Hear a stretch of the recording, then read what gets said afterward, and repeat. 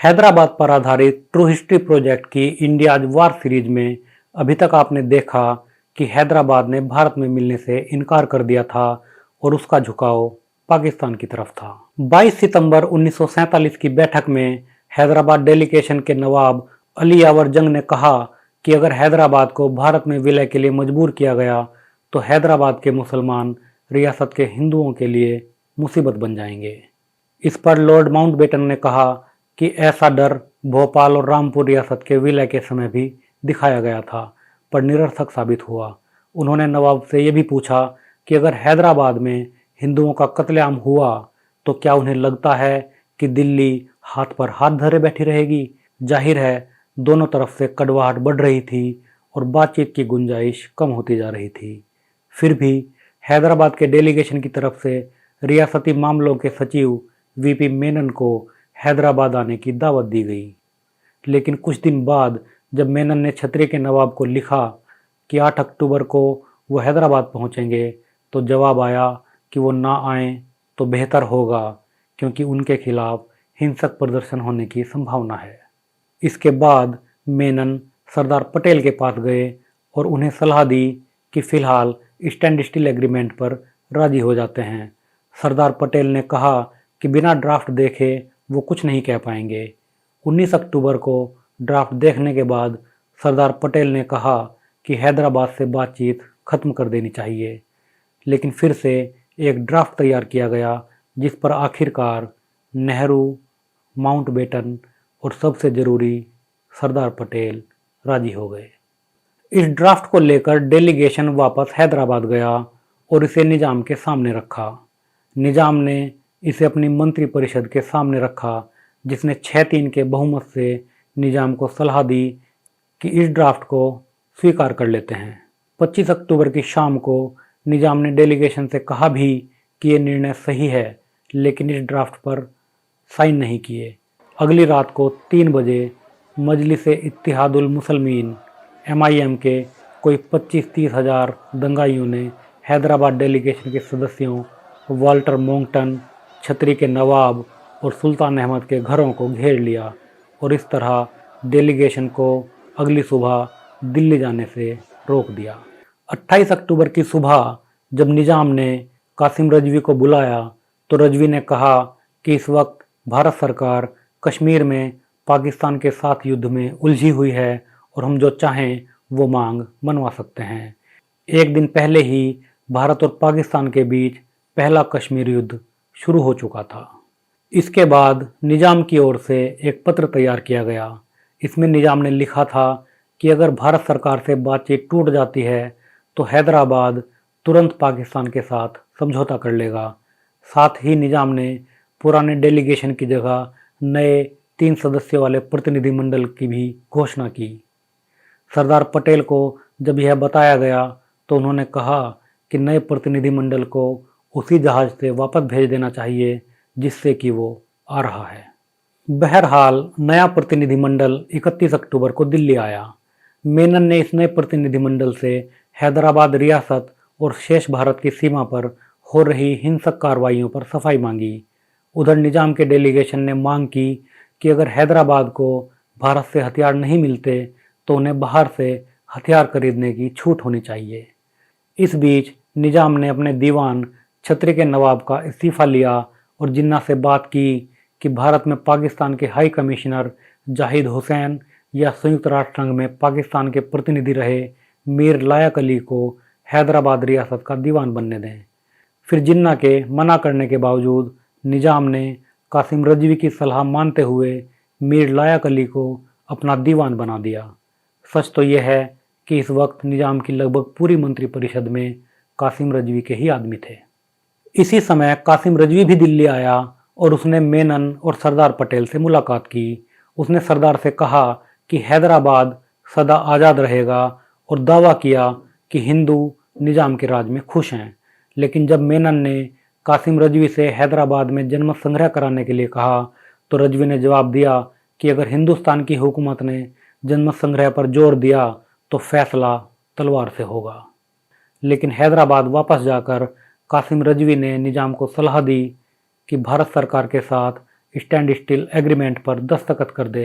रजवी की सलाह पर निजाम ने 29 नवंबर 1947 को स्टैंड स्टिल एग्रीमेंट और इसके साथ के दस्तावेज पर हस्ताक्षर कर दिए। 1 साल के लिए मान्य इस दस्तावेज में लिखा था कि अगले 1 साल तक हैदराबाद और दिल्ली यथास्थिति बनाए रखेंगे और एक दूसरे के यहाँ अपने एजेंट तैनात करेंगे। अगर दोनों पक्षों में कोई विवाद होता है तो दोनों पक्ष एक एक मध्यस्थ तैनात करेंगे और दिल्ली की सरकार हैदराबाद रियासत के डिफेंस, कम्युनिकेशन और विदेश मामलों के लिए उसी तरह जिम्मेदार होगी जैसे कि अब तक ब्रिटिश सरकार थी। निजाम ने गवर्नर जनरल लॉर्ड माउंटबेटन को एक गुप्त पत्र के जरिए ये भी लिख कर दिया कि हैदराबाद पाकिस्तान में विलय नहीं करेगा। 29 नवंबर 1947 को सरदार पटेल ने स्टैंड स्टिल एग्रीमेंट को संविधान सभा के सामने रखा, जो फिलहाल संसद की तरह भी काम कर रही थी। इस तरह 29 नवंबर 1947 को भारत सरकार और हैदराबाद रियासत के बीच 1 साल के लिए स्टैंड स्टिल एग्रीमेंट हो गया। लेकिन जहां भारत सरकार का ख्याल था कि इस एग्रीमेंट से हैदराबाद के भारत में विलय का रास्ता आसान होगा, निजाम और कासिम रजवी की सोच थी कि इस 1 साल को हैदराबाद की फौजी ताकत को बढ़ाने में लगाना चाहिए।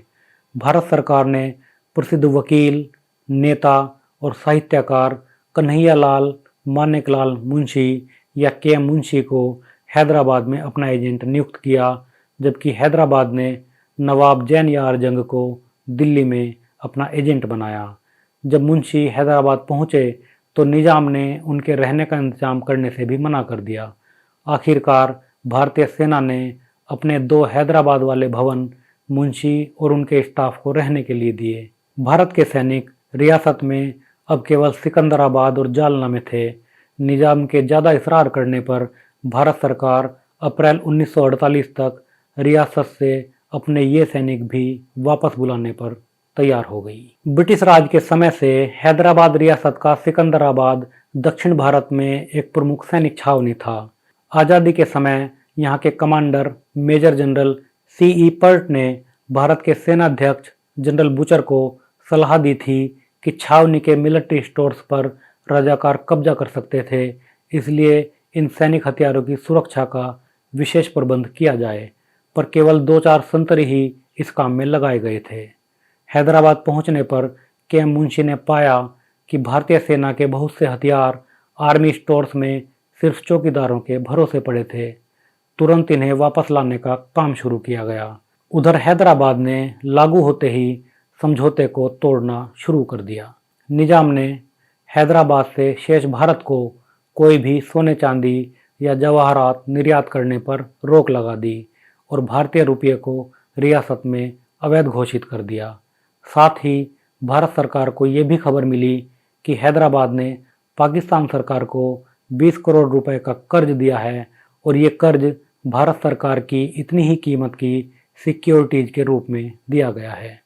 बाद में पता चला कि जब निजाम से बात चल रही थी तो पाकिस्तान के UN में प्रतिनिधि लायक अली के साले और निजाम सरकार के मंत्री नवाब मोइन जंग पाकिस्तान को कर्ज दिला रहे थे। इसी के साथ हैदराबाद ने भारत सरकार को बताया कि हैदराबाद दुनिया के कई देशों में अपने स्वतंत्र एजेंट नियुक्त करने जा रहा है और पाकिस्तान की राजधानी कराची में तो हैदराबाद का एक जनसंपर्क अधिकारी तैनात भी कर दिया गया है। इसी समय एक बातचीत में जिन्ना ने माउंटबेटन से कहा कि अगर कांग्रेस ने हैदराबाद पर दबाव डालने की कोशिश की तो दक्षिण एशिया के 10 करोड़ मुसलमान भारत के सबसे पुराने मुस्लिम राजवंश को बचाने कंधे से कंधा मिलाकर लड़ेंगे।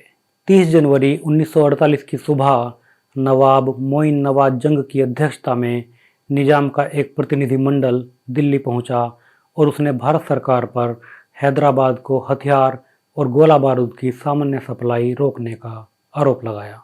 भारत सरकार की ओर से मेनन ने MIM की रजाकार सेना की हिंसक गतिविधियों के बारे में हैदराबाद को चेतावनी दी। उसी दिन निजाम का दीवान मीर लायक अली सरदार पटेल से मिला, लेकिन शाम को महात्मा गांधी की हत्या हो गई और सारी बातचीत रुक गई।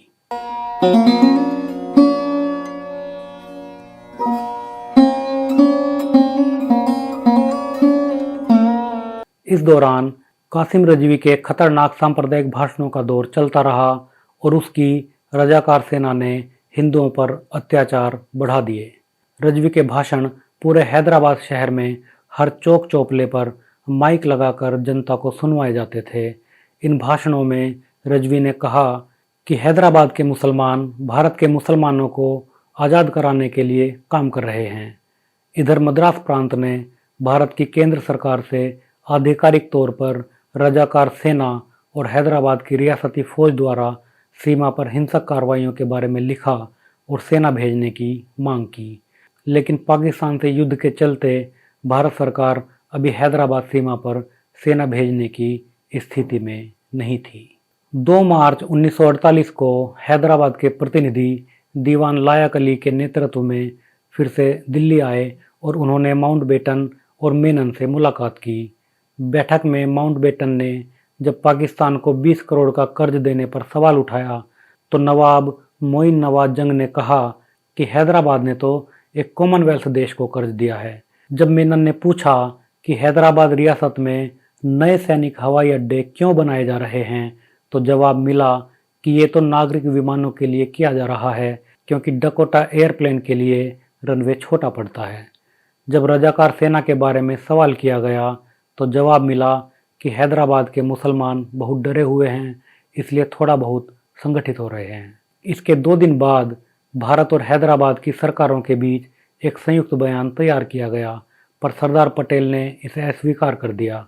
अगले दिन 5 मार्च को माउंटबेटन सरदार पटेल को मनाने जाने वाले थे, पर दोपहर को सरदार पटेल को हार्ट अटैक आया और सारी बातचीत रुक गई।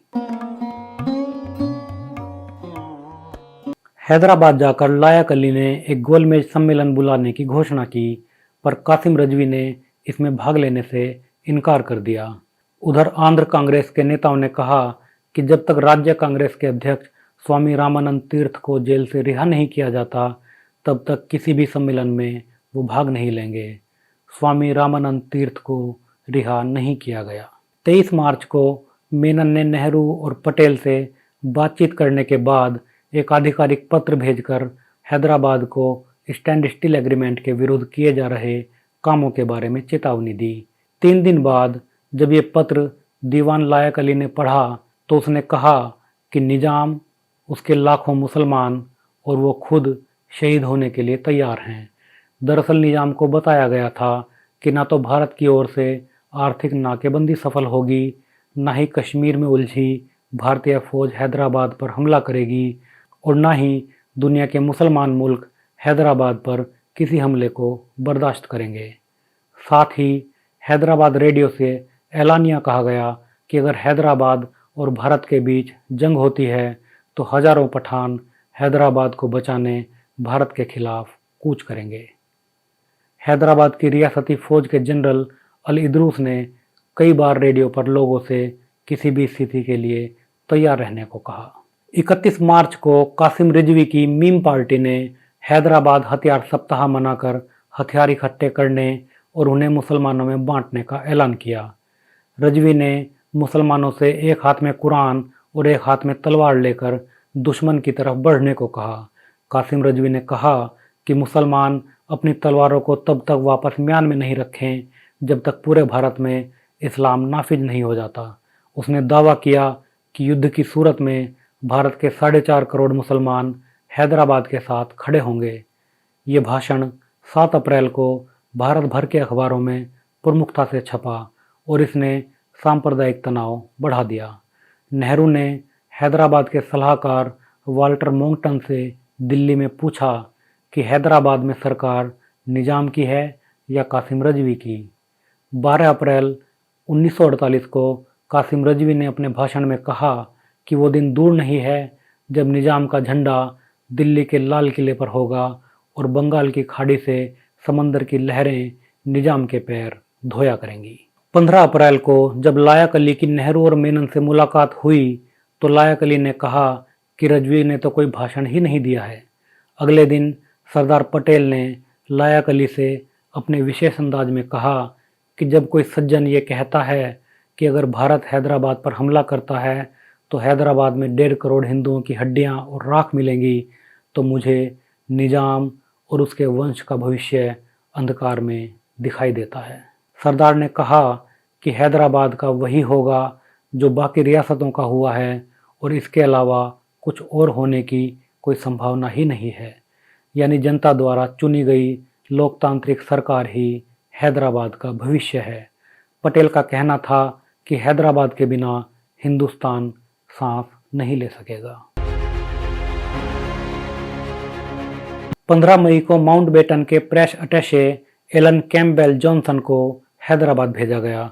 जॉनसन ने हैदराबाद में निजाम और उसके दरबारियों से बात करने के बाद दिल्ली को बताया कि हैदराबाद में सब कुछ निजाम के इशारे पर ही हो रहा है। इधर भारत से हैदराबाद रियासत जा रही ट्रेनों में लूट और हत्या की वारदातें बढ़ती जा रही थी। साथ ही निजाम के कुछ सीमाई इलाकों में कम्युनिस्ट समूहों के साथ रजाकार सेना की झड़पें भी बढ़ रही थी। हिंदू रियासत छोड़कर भाग रहे थे। 40,000 से ज़्यादा हिंदू शरणार्थी तो अकेले सेंट्रल प्रोविंस में थे।